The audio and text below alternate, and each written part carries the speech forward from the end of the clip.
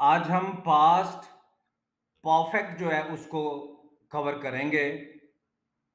लेकिन उससे पहले आप ये रिकॉल कर लें कि प्रेजेंट परफेक्ट हमने पढ़ा था। प्रेजेंट परफेक्ट में ये 9 लोग कुछ कर चुके हैं।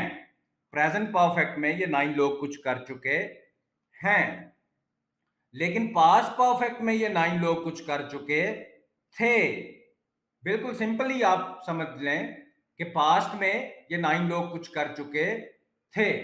अब इसका फॉर्मूला क्या है कि इसमें आपने he she it single name I वो यू दे प्लूरल नेम सबके साथ हैड और उसके बाद थर्ड फॉर्म लेनी है। Had third form.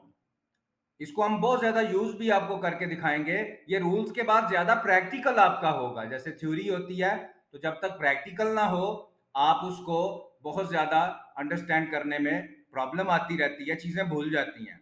तो ज्यादा अब हम प्रैक्टिकल ही करेंगे। पहले ये थ्योरेटिकली आप समझ लें कि पास्ट परफेक्ट, इसमें ये परफेक्ट का मतलब होता है कंप्लीट। ये 9 लोग किसी काम को कर चुके थे, डन कर चुके थे, खत्म कर चुके थे।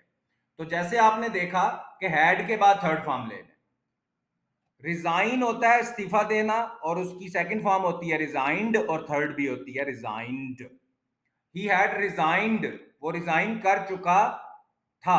जब आपको वर्ब पढ़ाए थे तो आपको बताया था कि वर्ब की अगर सेकंड और थर्ड फॉर्म ईडी से बने तो ऐसा वर्ब रेगुलर वर्ब होता है, और अगर उसकी सेकंड और थर्ड फॉर्म ईडी से ना बने तो फिर वो इर्रेगुलर वर्ब होता है। ये दोबारा भी करवाएंगे आपको।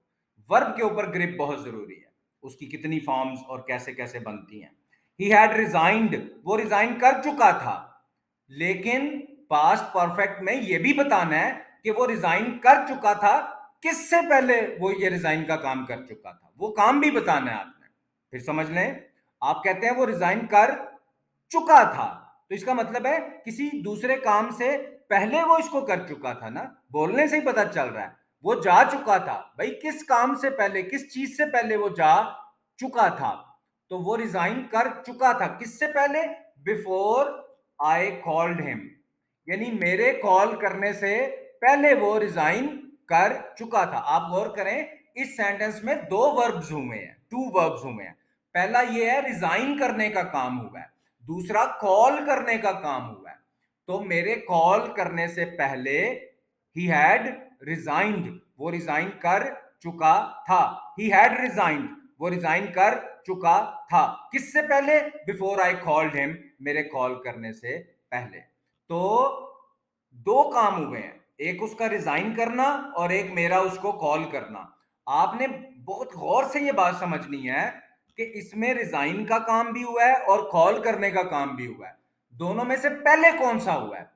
पहले रिजाइन करने का काम हुआ है, क्योंकि मेरे कॉल करने से पहले ही वो क्या कर चुका था? रिजाइन कर चुका था। इसका मतलब है रिजाइन पहले हुआ है। तो जो काम पहले हुआ है उसको हैड प्लस थर्ड फॉर्म आपने देनी है। वो रिजाइन कर चुका था किस काम से पहले? मेरे कॉल करने से पहले। इसका मतलब है मैंने कॉल बाद में की, पहले वो रिजाइन कर चुका हुआ था। तो जो काम बाद में होगा उसको बस आपने सेकंड फॉर्म देनी है, उसको थर्ड फॉर्म हैड के बाद नहीं देनी। कॉल फर्स्ट फॉर्म है, कॉल्ड उसकी सेकंड फॉर्म है। तो यहां पे मैंने कॉल की सेकंड फॉर्म ली है, थर्ड नहीं ली। थर्ड अगर लेनी होती तो हैड के बाद थर्ड ले सकते थे, जो कि मैंने यहां पे ली भी हुई है। इसका मतलब है कि दो काम हुए हैं, एक उसका रिजाइन करना और एक मेरा उसको कॉल करना। रिजाइन वो पहले कर चुका था, कॉल मैंने बाद में की। ये बात गौर से समझनी है। तो वो रिजाइन कर चुका था किससे पहले? मेरे कॉल करने से पहले। इसका मतलब है मेरी कॉल उसको बाद में गई है। तो इन दोनों में से जो काम वो पहले कर चुका था उसको हैड प्लस थर्ड फॉर्म देनी है आपने, और जो काम बाद में रिजाइन करने के बाद में हुआ वो कॉल करने का, उसको सिर्फ सेकंड फॉर्म देनी है, पास्ट इंडेफिनेट देना है। पास्ट की रूटीन में सेकंड फॉर्म यूज होती है। तो इसमें एक किस्म की दो वर्ब्स यूज हुए हैं। एक और एग्जांपल हम ले लेते हैं। वी हैड डिसाइडेड, हम डिसाइड कर चुके थे किससे पहले? उसके ऑफर करने से पहले। उसके ऑफर करने से पहले हम डिसाइड कर चुके थे। तो आप गौर करें, डिसाइड हम पहले कर चुके थे, ऑफर उसने बाद में की थी हमें। तो वी हैड डिसाइडेड, हम डिसाइड कर चुके थे किससे पहले? Before they offered a good price, उनके अच्छी प्राइस ऑफर करने से पहले हम कौन सा वर्ब कर चुके थे, डिसाइड करने का वर्ब कर चुके थे।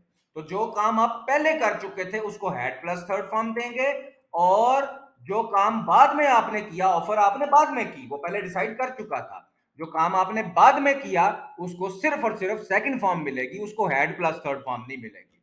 तो हम हम डिसाइड कर चुके थे before they offered a good price, उनके गुड प्राइस ऑफर करने से पहले हम डिसाइड कर, तो इसमें डिसाइड का वर्ब पहले हुआ होगा और ऑफर करने का वर्ब बाद में हुआ था। एक और एग्जांपल ले लेते हैं, you had sent the email, तुम ईमेल भेज चुके थे, किससे पहले, before she issued the instructions, उसके इंस्ट्रक्शंस इशू करने से पहले क्या हो चुका था, तुम ईमेल भेज चुके थे। इसका मतलब है ईमेल पहले भेजी गई है, तो you had third form, you had sent the email, तुम ईमेल भेज चुके थे before she issued the instructions, उसके इंस्ट्रक्शंस इशू करने से पहले। तो सेंट का भी एक वर्ब हुआ है और इशूड का भी एक वर्ब हुआ है। सेंट पहले हुआ है तो इसको हैड प्लस थर्ड फॉर्म मिलेगी, इंस्ट्रक्शंस बाद में इशू हुई हैं तो उसको सिर्फ और सिर्फ शी के बाद सेकंड फॉर्म मिलेगी। ये आपको हम आज इसका नेगेटिव इंट्रोगेटिव नहीं करवा रहे, हालांकि वो बहुत इजी है, लेकिन हम आपको बस ये बताना चाह रहे हैं कि इसमें होता क्या है। पास्ट परफेक्ट में दो काम होते हैं, एक वो जो आप कर चुके थे और दूसरा वो जिससे पहले कर चुके थे। The manager had hired an employ, manager एक एम्प्लॉय को हायर कर चुका था, जॉब दे चुका था, किससे पहले, बिफोर वी रिक्वेस्टेड इट, हमारे इसको रिक्वेस्ट करने से पहले ही वो हायर का वर्ब कर चुका था, हमने रिक्वेस्टेड का वर्ब बाद में किया था। तो पास्ट परफेक्ट में दो काम होते हैं पास्ट के अंदर, एक जो पहले हो और एक बाद में। जो पहले हो चुका हो उसको हैड प्लस थर्ड फॉर्म देंगे, और जो बाद में हो उसको सिर्फ और सिर्फ सेकंड फॉर्म दी जाएगी।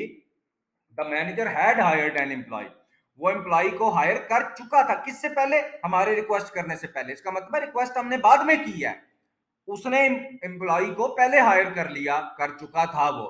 तो इसी को आज आपने थोड़ा फोकस करना है, इसका आज हम नेगेटिव इंट्रोगेटिव वो नहीं कर रहे हैं। अगर आपको ये समझने में भी प्रॉब्लम आती है, खुद अगर सेंटेंस नहीं भी बन रहा, इवन समझने में भी प्रॉब्लम आती है, तो काइंडली जरूर मैसेज करें, जैसे कि आप लोग करते भी हैं, जरूर मैसेज करें कि ये क्या हो गया है, ये क्या हुआ है, इसमें टू वर्ब्स हुए हैं, पहला, दोनों पास्ट में ही होंगे, एक पहले होगा एक उसके बाद होगा, होंगे दोनों ही पास्ट में, कि जैसे लास्ट में आप देख रहे हैं द मैनेजर हैड हायर्ड, वो हायर कर चुका था एम्प्लॉय को, किससे पहले, हमारे रिक्वेस्ट करने से पहले वो हायर का वर्क कर चुका था।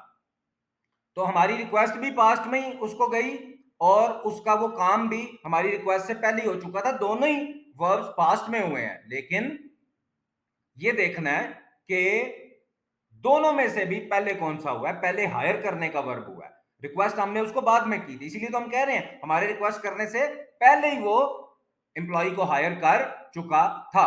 तो काइंडली इसको, इस पे आके कुछ लोग हो जाते हैं कि ये क्या हो गया है, बेसिकली इसमें टू वर्ब्स यूज हुए हैं, एक हैड प्लस थर्ड फॉर्म और एक दूसरा जो बाद में हुआ है वो सिंपल सेकंड फॉर्म। ये जरूर आज आप लोगों ने इसके ऊपर डिस्कशन करनी है, मैसेज भेजना है, और ताकि हमें पता चले कि कितने लोगों को इसकी समझ आई है, जिसको नहीं आई उसका मैसेज आए और हम उसको और ज्यादा क्लियर करके देंगे, और ज्यादा एग्जांपल उनको वॉइस नोट में भेजेंगे।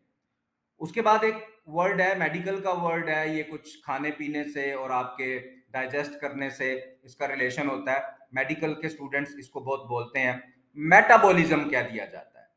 मेटाबॉलिज्म जो है ये वर्ड नहीं होता, ये मेटाबॉलिज्म होता है, मेटाबॉलिज्म, मेटाबॉलिज्म, मेटाबॉलिज्म, ये आप सुन भी लें, Metabolism. Metabolism. Metabolism. Metabolism. Metabolism, metabolism नहीं बोलेंगे। उसके बाद वोकैबुलरी वर्ड के अंदर आप जैसे एक एक करके अपने उर्दू के वर्ड्स को इंग्लिश में लाते जा रहे हैं, आज हम देखेंगे इंक्विजिटिव माइंड क्या होता है। इंक्विजिटिव का मतलब होता है इंक्वायरी करने वाला, पूछने वाला, सवाल पूछने वाला। ये जो बच्चे होते हैं इनका माइंड बहुत ज्यादा इंक्विजिटिव होता है, हर बात को वो पूछते हैं, ये क्या है, ये कहाँ से आया था, ये कहाँ पैदा होता है, हम क्यों खाते हैं, ये क्यों यहाँ पे पड़ा हुआ है, अच्छा बाद में इसके साथ फिर क्या होता है, अच्छा, तो इसको फिर किस दुकान से लाते हैं? अच्छा, इसका क्या फ़ायदा है? ये क्यों हमारे घर में ये पकाया जाता है? ऐसा माइंड जो बहुत क्वेश्चंस पूछे और हर वक्त कुछ ना कुछ उसके बारे में सीखने के लिए कोशिश करता रहे, ऐसे माइंड को कहते हैं इंक्विजिटिव माइंड। जैसे आप कहते हैं कि वो जो फलां हमारा क्लास फेलो है, रिलेटिव है, भाई है, फ्रेंड है, उसका माइंड बहुत इंक्विजिटिव है, बहुत ज्यादा वो चीजों के बारे में जानने की कोशिश करता रहता है। इंक्विजिटिव माइंड, ये भी वर्ड यूज होता है। इंक्विजिटिव चाइल्ड, ये भी यूज होता है। इंक्विजिटिव अप्रोच, यानी कि इसकी अप्रोच बड़ी इंक्विजिटिव है, चीजों के बारे में बहुत ज्यादा जानने की कोशिश करता है। तो इस तरह से ये दो तीन कॉम्बिनेशन यूज होते हैं, इंक्विजिटिव माइंड भी, इंक्विजिटिव चाइल्ड भी, इंक्विजिटिव अप्रोच भी। तो इंक्विजिटिव का जो बेसिक मीनिंग है वो है इंक्वायरी करने वाला। इंक्विजिटिव माइंड ऐसा माइंड जो बहुत ज्यादा सवाल पूछे। इंक्विजिटिव चाइल्ड ऐसा बच्चा जो बहुत ज्यादा सवाल पूछे। इंक्विजिटिव अप्रोच ऐसी अप्रोच जिसमें आप बहुत कुछ पूछते हुए वो आगे चलें किसी भी काम के अंदर। तो आज हमने पढ़ा है कि पास परफेक्ट क्या होता है। पास परफेक्ट में ये 9 लोग कुछ कर चुके थे, किससे पहले? किसी और काम से पहले। तो जो ये कर चुके थे वो स्टार्ट में आएगा, और जिस काम से पहले ये कर चुके थे वो एंड पे आएगा और उसको सेकंड फॉर्म देनी है, और जो ये कर चुके थे उसको स्टार्ट में लाके हैड प्लस थर्ड फॉर्म देना है। इसको काइंडली जरूर, आज वाला बहुत इंपॉर्टेंट है। अगर सबको ये समझ नहीं आती है, कुछ ना कुछ पूछना पड़ता है, तो सब लोग इसमें मैसेज करें।